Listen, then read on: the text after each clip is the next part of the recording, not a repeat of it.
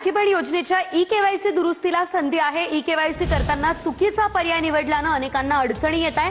अनेकांच्या तक्रारी प्राप्त झाल्यानं दुरुस्ती करण्यासाठी पुन्हा एकदा संधी देण्यात आलेली आहे। आदिती तटकरे यांचं हे ट्विट। ई-केवायसी प्रक्रिया करताना काही लाभार्थ्यांकडून चुकीचा पर्याय निवडला गेला, त्यामुळे योजनेचा लाभ मिळण्यास अडचणी येत आहेत।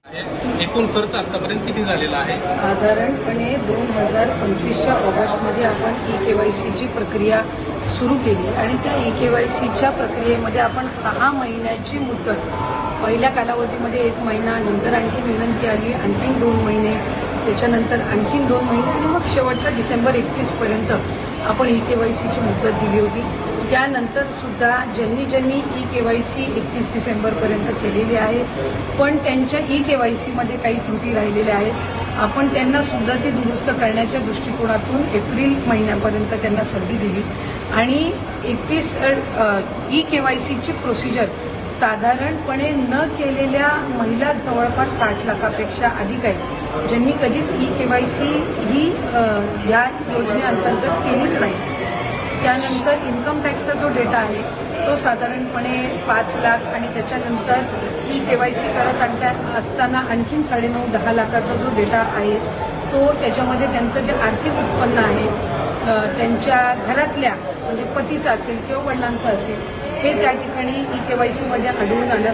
अशी साधारणपणे एक 14-15 लाखाची त्या ठिकाणी संख्या आहे ज्यांच्याकडे वाहनं होती आणि वाहनांमुळे त्या ठिकाणी त्यांनी अर्ज भरलेले होते पण तरी वाहनं त्यांच्या नावाने असल्यामुळे असा काही 4.5-5 लाखाचा डेटा आहे आणि त्यामुळे ज्यांना वारंवार संधी देऊन सुद्धा ई-केवायसीची प्रक्रिया झाली नाही त्यांना त्या ठिकाणी योजनेचा लाभ आणि जे काही नियम आणि निकष ठेवलेले होते त्यानुसार या योजनेचा लाभाच्या दृष्टिकोनातून सरकारने त्या ठिकाणी निर्णय घेतला आणि कुठलीही पात्र महिला ज्यांनी ई-केवायसीची प्रोसिजर केलेली आहे आणि तरी सुद्धा तिला त्या ठिकाणी लाभ मिळत नाहीये अशा पद्धतीचा कुठल्याही पात्र महिलेवर अन्याय किंवा त्या लाभार्थीवर अन्याय हा विभाग म्हणून किंवा शासन म्हणून केला जाणार नाही। आमच्याकडे काही तक्रारी किंवा काही त्या ठिकाणी निवेदनं प्राप्त झालेली आहेत की त्यांनी ई-केवायसीची प्रोसिजर केली होती पण तरी सुद्धा त्यांना लाभ मिळत नाहीये। अशा प्रोसिजर ह्या ज्या आहेत त्या आम्ही क्रॉस व्हेरीफाय करतोय। ज्यांनी संजय गांधी निराधार योजना आणि लाडकी बहीण योजना दोन्हीचे अर्ज भरलेले होते आणि दोन्हीकडूनही त्यांना जर लाभ मिळत नसेल तर त्यांना दोन्हीपैकी एका तरी योजनेचा लाभ हा देण्याच्या दृष्टिकोनातून सुद्धा जे काही क्रॉस व्हेरिफिकेशन आहे ते सुरू आहे आणि एक कुठलं तरी चॅनल माध्यमांच्याकडे आणि काही आर्टिकल्समध्ये सुद्धा आलेलं आहे की एकट्या बीड जिल्ह्यामधून 28 लाख महिला अपात्र झालेल्या आहेत। खरं तर बीड जिल्ह्याची लोकसंख्या जवळपास 30-32 लाख आहे, तर त्याच्यातल्या 30-32 लाख लोकसंख्या असलेल्यामधले 28 लाख हे कसे काय अपात्र होऊ शकतात। त्यामुळे कुठे ना कुठेतरी जी काही बातमी आहे किंवा जो काही डेटा आहे त्याच्यामध्ये काही तथ्य नाही। बीड जिल्ह्यामध्ये साधारणपणे रजिस्ट्रेशनमध्येच जवळपास रजिस्ट्रेशन करतानाच 6-6.5 लाख काहीतरी रजिस्ट्रेशन होतं आणि त्याच्यातल्या पात्र ठरलेल्या या सुमारे 4 का 4.5 लाख महिला आहेत आणि त्यांना लाभ हा सुरू आहे। 9 लाख आकडा जो सांगितला जातो याच्यामध्ये काय तथ्य आहे? मुख्यमंत्री म्हणाले होते जवळपास 81 लाख, त्याच्यामध्ये 12 लाखाची वाढ झाली आहे का जे सांगितली जाते? त्याच्यामध्ये वाढ झालेली नाही। टोटल जे रजिस्ट्रेशन झालेलं होतं ते 2,63,00,000 होतं जे सुरुवातीला झालेलं रजिस्ट्रेशन होतं आणि त्याच्यातूनच ज्या पात्र आहेत त्या साधारणपणे जो आकडा होता तो 2,43,00,000 आणि 2,47,00,000 होता। हे टोटल जे रजिस्ट्रेशन आहे ते जर आपण धरलं आणि हा आत्ता जो लाभार्थ्यांचा जो फायनल आकडा धरला तो हा टोटल मिळून हा साधारणपणे तो आकडा जो आहे तो 90-92 लाखापर्यंत जातो। पण टोटल रजिस्ट्रेशन 2,63,00,000 होतं, त्याच्यातले कदाचित म्हणजे त्याची नोंद धरून हा कदाचित हा डेटा येत असेल पण साधारणपणे आत्ताच्या घडीला आपण 1,67,00,000 ते 1,70,00,000 सुमारामध्ये हा जो आहे तो डेटा पूर्ण ई-केवायसीची प्रक्रिया केल्याच्या नंतर हा त्या ठिकाणी आपल्याकडे आहे आणि मूळ जे रजिस्ट्रेशन झालेलं त्यासहित जर ऍड केलं तर त्यानुसार तो येतोय आणि म्हणून प्रत्येक 2-2, 3-3 महिन्यांनी अशा पद्धतीचे जे काही वेगवेगळे लॉजिक्स किंवा लॉजिस्टिक्स धरून जे आकडे येतात त्याच्यामुळे हे कन्फ्युजन आहे. पण साधारणपणे स्ट्रीमलाईन होण्याच्या दृष्टिकोनातून ही योजना केवायसी ही बंधनकारक आहे आणि ही फक्त लाडकी बहीण योजनेसाठी नाही, तर आपण जर बघितलं तर नमो शेतकरीसाठी सुद्धा केवायसी आहे. मदत पुनर्वसनमधून आपण जो काही नुकसान भरपाई देतो त्याला सुद्धा केवायसी ही कंपल्सरी आहे. ज्या ज्या डायरेक्ट डीबीटी स्कीम्स आहेत, डायरेक्ट बेनिफिशरी ट्रान्सफरच्या स्कीम्स आहेत, या सगळ्यांमध्ये केवायसी ही कंपल्सरी आहे.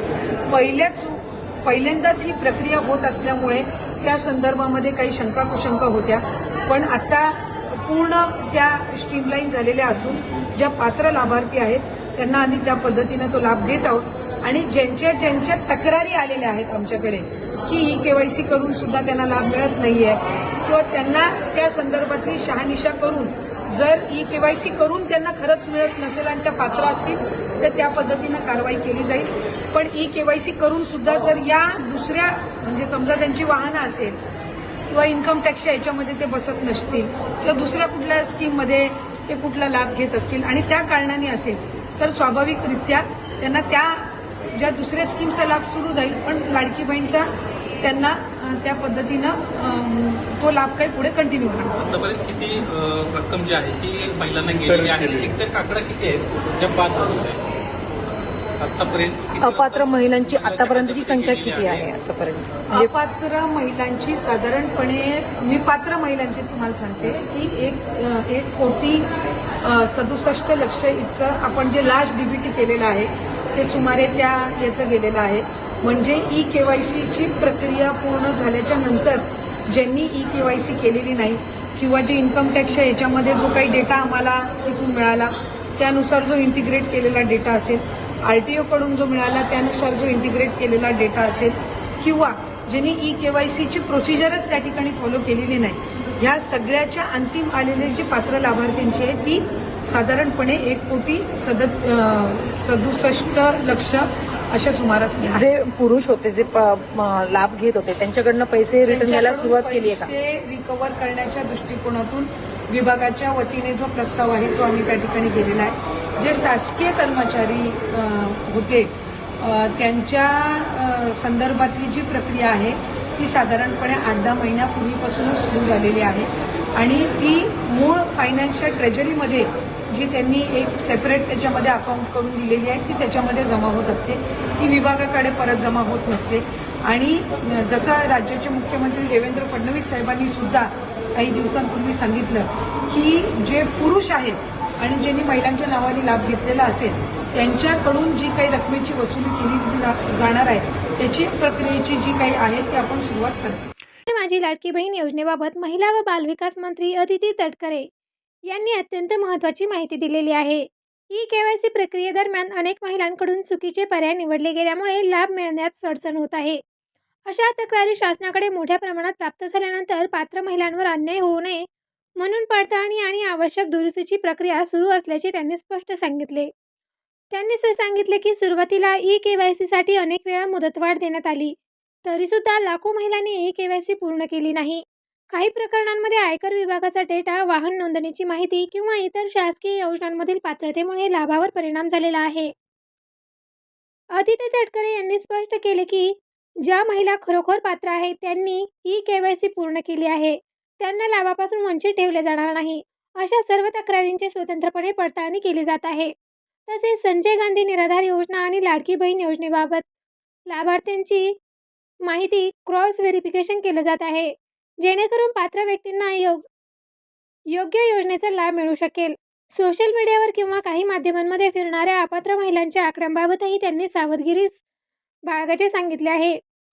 उदाहरणार्थ, बीड जिल्ह्यामध्ये फिरणारे काही आकडे वस्तुस्थितीशी जुळत नसल्याने त्यांनी सांगितले. त्यांच्या माहितीनुसार सध्या सुमारे 1,67,00,000 महिला डीबीटीद्वारे लाभ दिला जात आहे. केवायसी ही केवळ लाडकी बहीण योजनेसाठीच नव्हे तर नमो शेतकरी आणि इतर थेट लाभ हस्तांतरण योजनेसाठी आवश्यक आहे. तसेच चुकीच्या पद्धतीने लाभ घेतलेल्या शासनाने आवश्यक कारवाईची प्रक्रिया सुरू केलेली आहे. तुम्ही या योजनेचे लाभार्थी असाल तर तुमची केवायसी, बँक खाते आणि इतर आवश्यक माहिती पूर्णपणे ठेवा. हे नक्की तपासा. कोणतीही अधिकृत घोषणा किंवा शासन निर्णय आल्यानंतरच त्यावर विश्वास ठेवा. अफवांवर विश्वास ठेवू नका. अशाच महत्त्वाच्या शासकीय योजना, लाडकी बहीण योजना आणि शेतकरी अपडेट्ससाठी व्हिडिओला लाईक करा, चॅनल सबस्क्राईब करा. चला तर भेटूया नवीन व्हिडिओमध्ये नवीन अपडेट्ससह.